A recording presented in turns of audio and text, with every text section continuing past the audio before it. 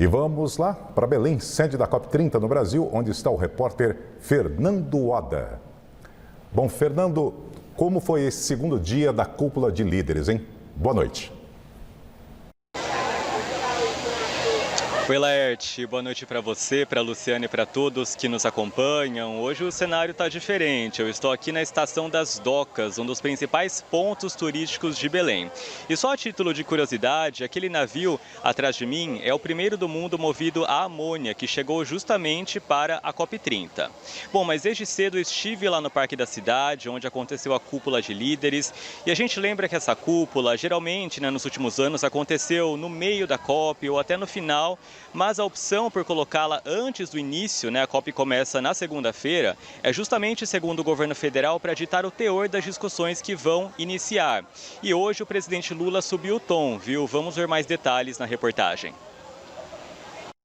Logo cedo, no segundo dia da cúpula de líderes, foi tirada a tradicional foto de família, como é de costume em todas as edições do evento. No registro, Lula aparece no centro, com o governador do Pará, Helder Barbalho, do MDB, e o secretário-geral das Nações Unidas, Antônio Guterres. A foto foi feita antes da retomada da sessão plenária e da segunda sessão temática da cúpula, que foi sobre transição energética. Lula presidiu a mesa. O Brasil não tem medo de discutir a transição energética.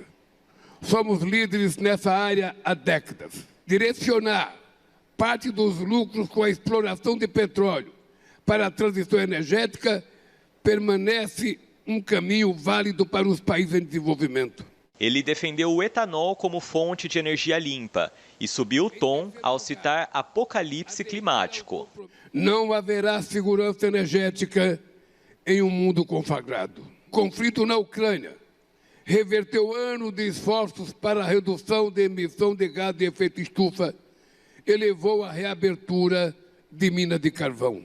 Durante a tarde, Lula teve reuniões bilaterais com o primeiro-ministro da Alemanha, Friedrich Merz, e com o presidente de Moçambique, Daniel Chapo. Em seguida, participou da terceira sessão temática sobre os 10 anos do Acordo de Paris. Em 2015, a ideia era limitar o aquecimento global abaixo dos 2 graus Celsius.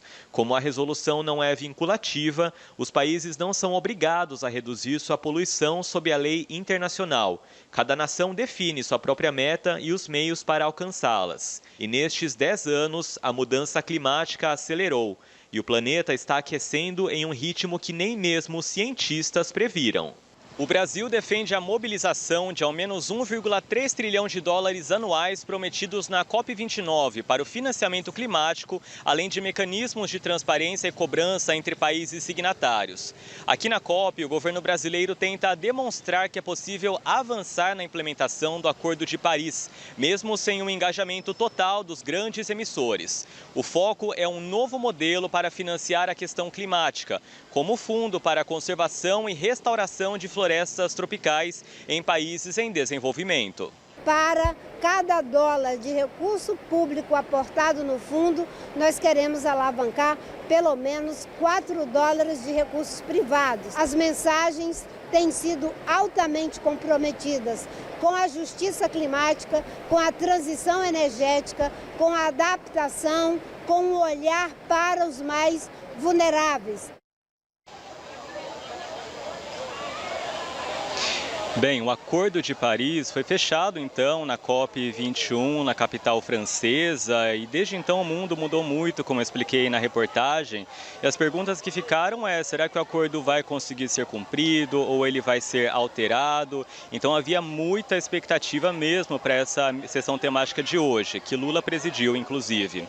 E agora eu vou falar o que Lula disse nessa sessão, que foram declarações bem fortes. Ele sugeriu taxar super ricos e multinacionais para financiar políticas climáticas. E segundo o petista ainda, o mundo falhou e ainda está distante de atingir o objetivo de acordo, que, como eu expliquei, é limitar o aquecimento global abaixo de 2 graus Celsius.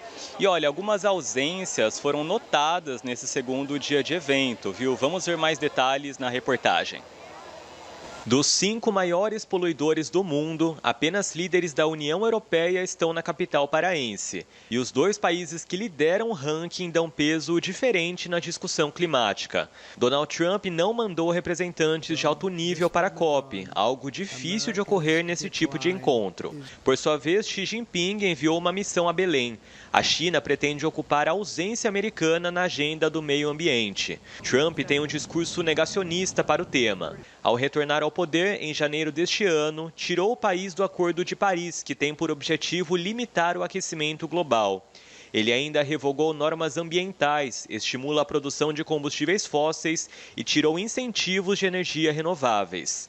Já Xi Jinping ampliou o investimento em fontes renováveis. A China é muito dependente da exportação de petróleo e o líder chinês quer mudar isso. E o país asiático tem um instrumento poderoso, os chamados minerais raros, que são fundamentais para a produção das turbinas que produzem energia eólica e do ímã necessário para a produção do carro elétrico. A China também é a maior produtora de painéis solares do mundo.